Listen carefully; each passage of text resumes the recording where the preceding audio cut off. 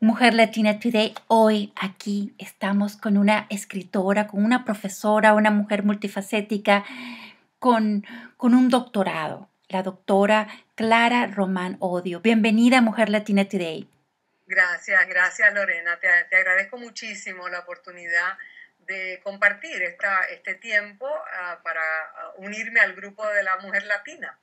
Las mujeres latinas tenemos una historia. Yo creo que cuando vi tu libro y de esa parte de reforzar lo que somos, de no ver nuestro pasado, ¿no? Pero cuénteme de esa profesora de español en el Departamento de Lenguas Modernas de la Universidad de Kenyon College. Cuéntame de esa trayectoria porque, y esa pasión, que cómo creció, cómo surgió. Bueno, yo me eduqué, el bachillerato universitario me eduqué en mi país, que es Puerto Rico, y allá hice un bachillerato en literatura comparada, en literatura inglesa, francesa y española, y luego me vine a los Estados Unidos a completar un doctorado. Hice la maestría en la Universidad de Purdue University también en comparada, literatura comparada, y el doctorado lo hice en Chapel Hill, en UNC Chapel Hill. Y eso lo hice en literatura latinoamericana. Mi especialidad en el doctorado fue la literatura de México, la literatura mexicana, y de hecho mi primer libro es sobre Octavio Paz, el gran premio Nobel mexicano, sobre los poemas largos y los debates críticos y estéticos del siglo XX, cómo estos debates se expresan en la obra paciana, poética y crítica. Entonces, yo tengo una relación bastante íntima y amorosa con México.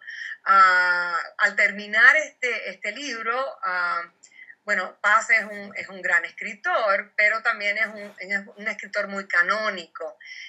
Y bueno, al terminar este libro decidí que iba a trabajar sobre alguna pasión personal, y esa pasión tiene que ver con la emancipación de las mujeres, ¿no?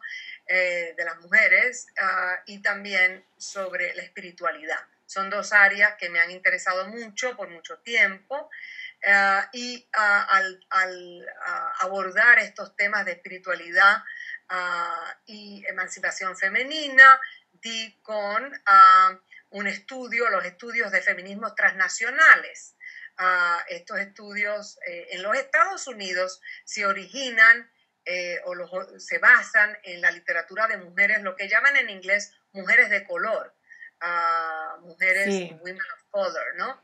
Y estas mujeres feministas, afroamericanas, hispanoamericanas, mexicoamericanas o chicanas, se envuelven en tratar de entender, en platicar sobre la situación de las mujeres de color dentro de la cultura anglo. Se habla, por ejemplo, de que existe un tercer mundo dentro del primer mundo. Y estos estudios me llevan a otro libro que se llama Feminismos Transnacionales, es una antología de ensayos publicados por Palgrave en el 2000, creo que salió en el 2010 o el 2011. Y bueno, a lo largo de todo esto, yo venía trabajando con los feminismos lo que se llama feminismos tercermundistas dentro de los Estados Unidos. Y ahí, bueno, las chicanas representan, hacen una contribución magnífica. Al estudiarlas, bueno, me doy cuenta que una de las cosas que ellas hacen es trabajar y traducir, apropiarse, reinscribir la iconografía de la Virgen de Guadalupe. La toman como un modelo, como un paradigma, ¿no? De cambio, de cambios sociales, ¿no? Y de Exactamente. justicia, ¿no? De justicia social, pero ¿cómo eso cuéntame el libro, ¿no? Ya, Eh, de, este Ujú.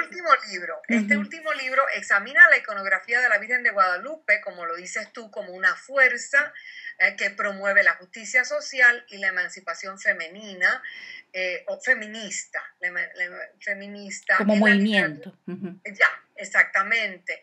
Entonces, lo que busca demostrar es cómo las chicanas van más allá de las historias locales, ¿no? Para confrontar nuevas asimetrías y desigualdades del poder por sistemas transnacionales que en esta era de la globalización. Entonces, lo que hacen estas chicanas es que, facultadas por una tradición espiritual muy rica que combina a lo hispano con lo indígena, exponen las fallas de este sistema, de estos sistemas globalizantes, transnacionales.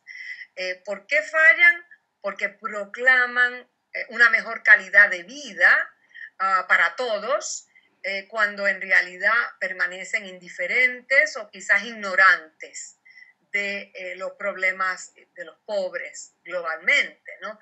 Entonces, lo que hacen las chicanas es hacer esta crítica a esta globalización, a estos sistemas transnacionales y también patriarcales, ¿no? Oh, claro. Porque ya...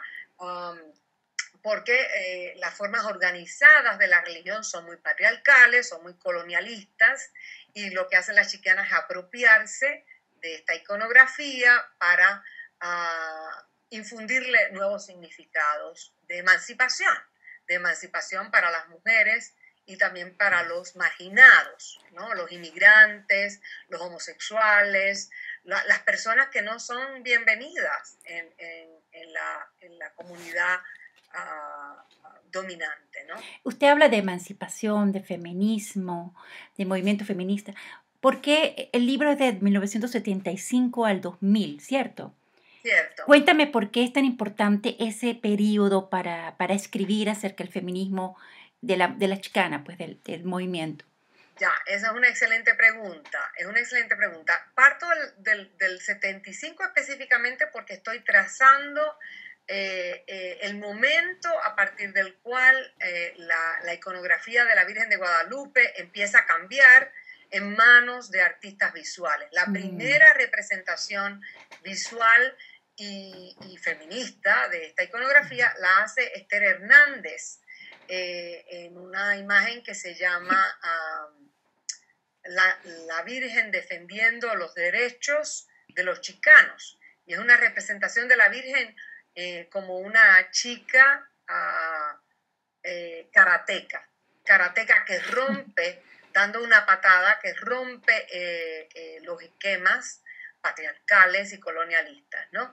Es una mujer, es karateca, y sin embargo recoge todos los atributos fundamentales de la iconografía tradicional. Entonces, esa generación también, esa década de los 70 es también sumamente importante, porque ahí es cuando se publica, por ejemplo, en el 81, se publica la primera antología de mujeres de color en los Estados Unidos, que se llama This Bridge Called My Back. Esa antología la editan dos chicanas, Gloria Anzaldúa y Cheri Moraga.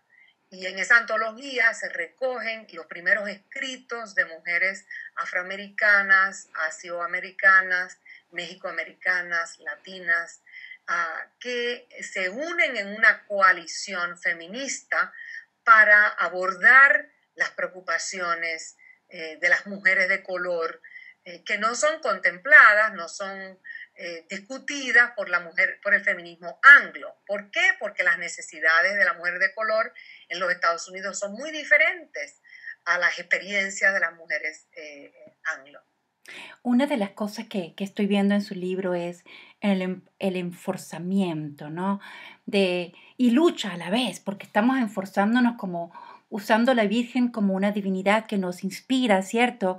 A cambiar, a romper estereotipos, a crear oportunidades para todas, pero por otro lado, ese empoderamiento también lo encontramos con la parte patriarcal, de que no se puede cambiar, porque ese empoderamiento espiritual no puede derrumbar siglos de historia, ¿no?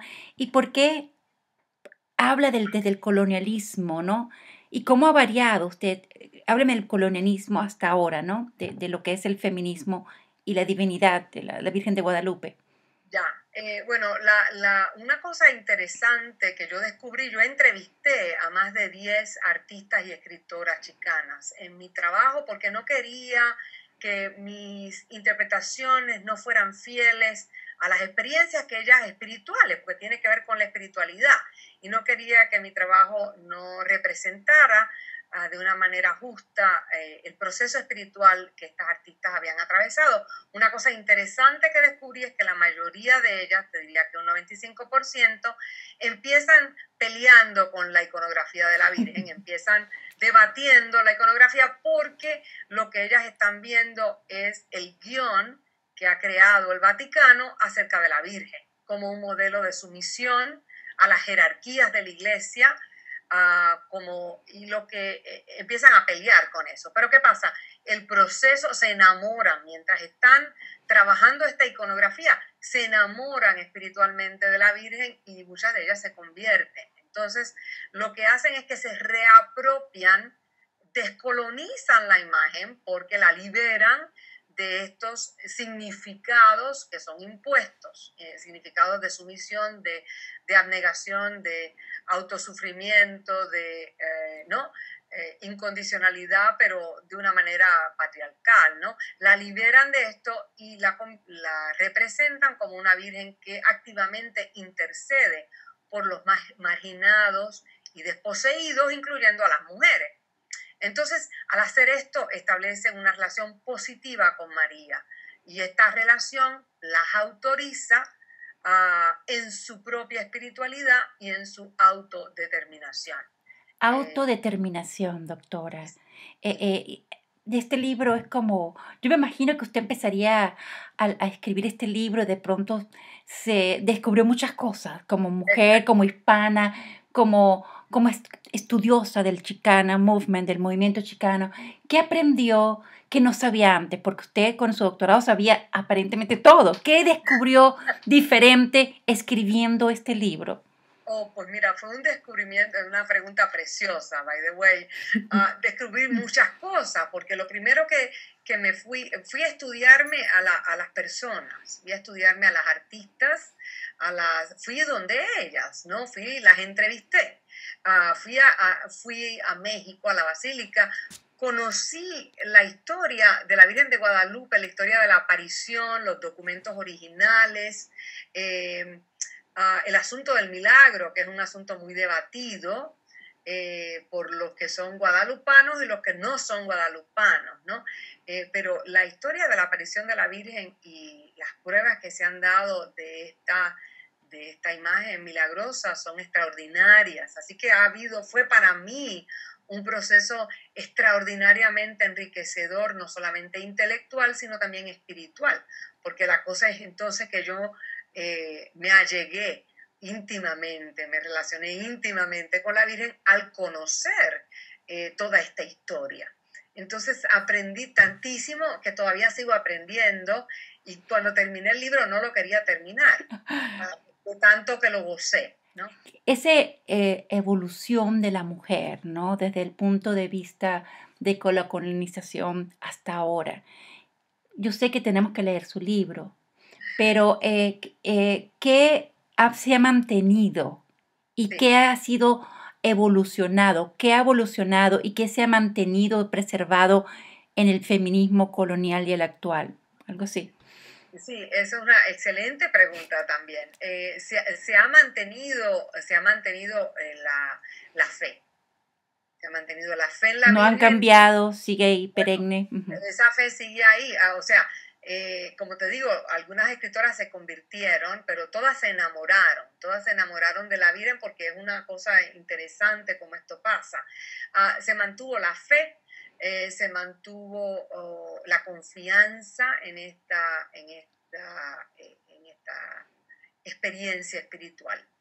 Y cada día se afirmó más. ¿Por qué? Porque la iconografía tradicional, que llamaríamos colonialista, es una iconografía que promueve la sumisión de la mujer, que promueve la pasividad, que promueve no la autodeterminación, sino la jerarquía del poder, donde la mujer ocupa una posición subordinada a las jerarquías masculinas, empezando por la jerarquía de la iglesia. Eso se mantiene entonces la fe, la confianza en la Virgen, no en la religión organizada. ¿Qué cambia? Cambia enormemente todas las manifestaciones y expresiones que estas escritoras le adjudican a la Virgen. Por ejemplo, hay una escritora que se llama Clarissa Pinkola Estés, que es psicoanalista junguiana, y escribe un ensayo en un libro que edita Ana Castillo, que se llama Virgen de Guadalupe, la diosa de las Américas, y ella compara a la Virgen con una niña en una ganga de una calle en Los Ángeles. Entonces, esa es una representación de la Virgen de Guadalupe muy distinta a una Virgen, ¿no? Hay Esther Hernández, que hizo, por ejemplo, a la Virgen de Guadalupe como la karateca, en el 2010 hace una imagen que se llama Wanted, y es una imagen preciosa que representa a la Virgen de Guadalupe como una prófuga que is wanted, la quieren, está perseguida por la policía porque ha defendido a los inmigrantes indocumentados que han cruzado la frontera. Se vuelve subversiva. A mí lo que me parece y me gusta es que se tomó la fe, pero se le puso la fuerza y la representación de la causa, ¿no? Se le colocó un rostro humano, actual, para motivarnos, inspirarnos, ¿no? Aquella mujer inspiradora, sumisa, se convirtió en una guerrillera, una mujer con poder, ¿no?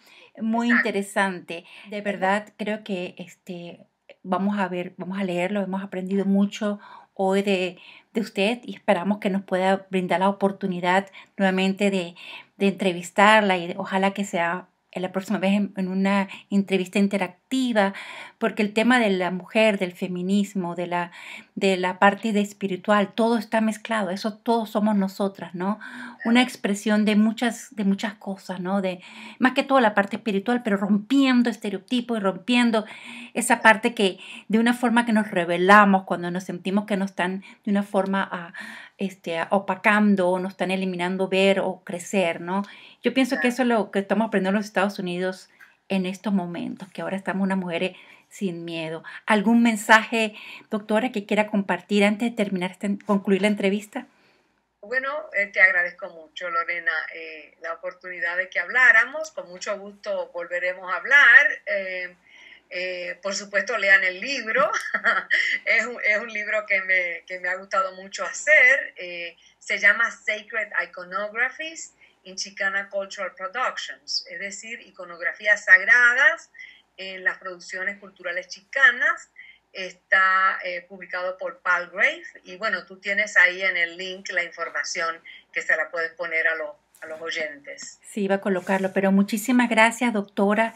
Estamos a la orden desde aquí, desde Cincinnati, conectando las hispanas de todo Ohio e inspirando con nuestras historias, con nuestro trabajo, con nuestro esfuerzo, con nuestra fuerza para crear cambios, ¿verdad? En todos los Estados Unidos. Muchas gracias a ti y ese es un mensaje bien hermoso en lo que estás haciendo. Tú sabes, ahí luchando sola con una laptop, pero como me dijeron, con una laptop se puede cambiar el mundo y uno escribiendo y siendo lo que uno es puede cambiarlo. Muchísimas gracias, doctora. Hasta luego, Lorena. Muchas gracias a ti.